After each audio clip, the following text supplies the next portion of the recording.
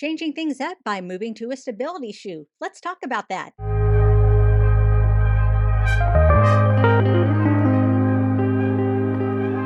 Hello, fellow geeks, and welcome back to Running Geek Girl. My name is Heather, and I am glad you are here today. Now, on the advice of my physical therapist, we've decided to start addressing some of my pronation problems by switching over to a stability shoe.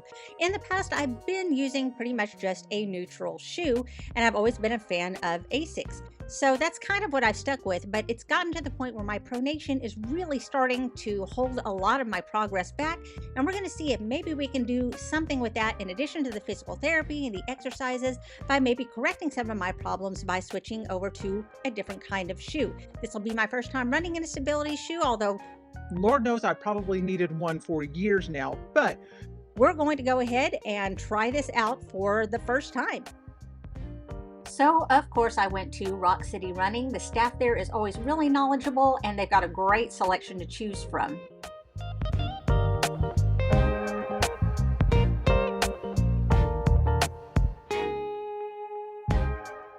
Once I told them that I was in the market for a stability shoe and that I typically wore the ASICS brand, then I got to try out some of the ASICS Kayanos. I got to try out several different other brands, including Brooks and Saucony. I got to take them outside for test runs and even try on more than one pair at a time so I could compare them to each other. I found myself particularly drawn to the Saucony Guide 17s and also to the New Balance 860s, but what did I finally go with?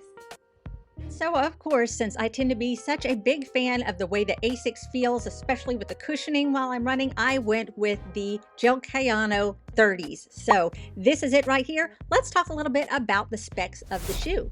The women's shoe is 263 grams with a heel height of 39 millimeters and a forefoot height of 29 millimeters, so that is a 10 millimeter drop. It also uses what is called the 4D guidance system, and this guides your foot through every step, and it adapts as you are completing longer and longer distances. There is an increased heel bevel here for controlled impact and smoother transitions. You'll also see that there is a sculpted midsole, and this is to provide more lateral compression. There's energetic medial foam that guides your foot to a good position every time that your foot lands, and it has wider base nets to give you a more stable platform. ASICS shoes also use pure gel technology, and that is for shock absorption to give you softer landings and smoother transitions. And all of their shoes use the lightweight FF Blast Plus Eco cushioning, which gives you an increased 4 millimeter stack height mean, which gives you a more comfortable ride, helps your foot push off a little more easily. And for an added bonus, this shoe's carbon footprint is 14% lower than the industry standard. So that tells you a little bit about the stats, but let's take it out on a run and see how it goes.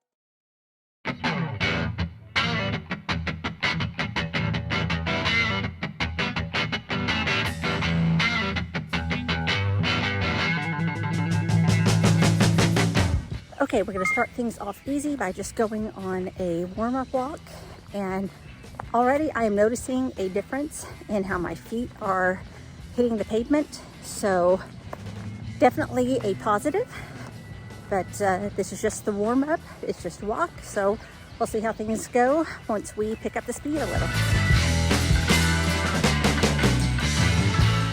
Okay, so I'm still a little sore from yesterday's workout, but I think I've done enough of a warm-up to kind of get me ready to start moving, so we're going to pick up the pace and see how we do.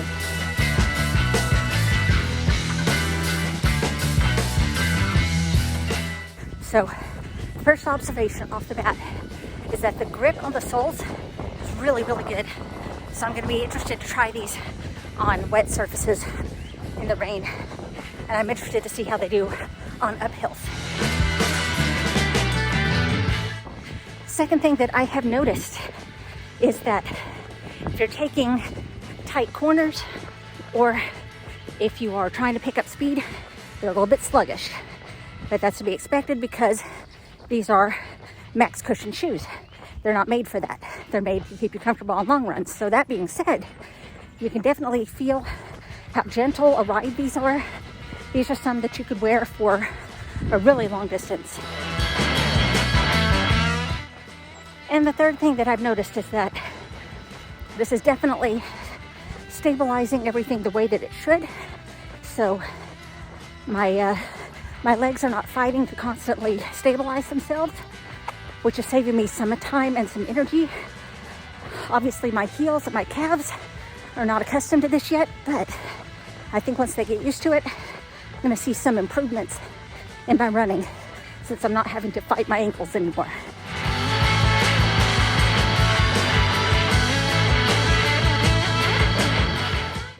Okay, it is time to cool down. We'll get cleaned off and we will talk a little bit more once we get inside. Okay, so now that we're back inside and cleaned up and ready to talk, let's talk a little bit about how those shoes felt. First of all, I could definitely feel an improvement in how my feet were hitting the pavement. That's been wonderful. My ankles were a lot less tired from having to try and turn my feet the right way, so it definitely gave me the stability and support that I was looking for. And on top of that, it still had that max cushioning that ASICS is known for, which means that I feel like I could take this on longer and longer runs and still be very comfortable by the end of it. So did the shoe do its job as far as stability? Yes. Does it do its job as far as comfort? Yes. However, I do feel that the uppers were probably a little less breathable than some other brands that I had tried on. If your feet tend to get hot and sweat very, very easily, then this may not be one that you would want to look at. However, that doesn't tend to be a problem with me. I'm just used to the hot weather and having hot feet, so the breathability of the upper is not always a huge issue with me. If it is an issue with you, then you may want to try on a few other things to see if there's something with a lighter upper that maybe you would like a little better. So who is this shoe for and who is it not for? Obviously, it is for someone that is struggling with pronation, that is struggling with weak ankles, and definitely needs some extra support on the inner arch. This is definitely something that you want to look at. It is also, I believe, something that you would be more interested in if you are doing longer distances. So this is something that is made to keep you comfortable and cushioned over a long run or a long workout. So this is something that if you are a pronator and you tend to go distances, then this will be the shoe for you. Who is this not for? This is definitely not for someone who obviously does not need the stability, does not have the stability issues. I feel like the arch would be a bit much for someone who is more used to a neutral shoe. Obviously, this is not going to be for someone who is used to a zero drop on a shoe,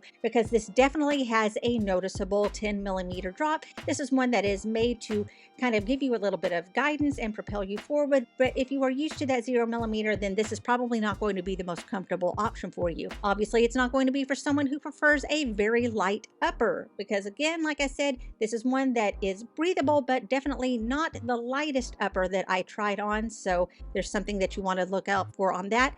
And finally, it is not going to be for someone who is looking for a speed shoe. Again, this is made for comfort, therefore it weighs a little bit more than you would find in a speed shoe or a race shoe. So if you are looking to be comfortable, yes. If you are looking for speed, this is definitely not the one. So overall, super duper happy with this purchase. I am looking forward to putting a bunch of miles on these and getting these out on the roads a little more often over the course of my training for this summer. So that is my overall first impressions of the gel Kayano 30 by ASICS. I want to know about you. What kind of shoe are you running in right now? Why don't you let me know down in the comments below.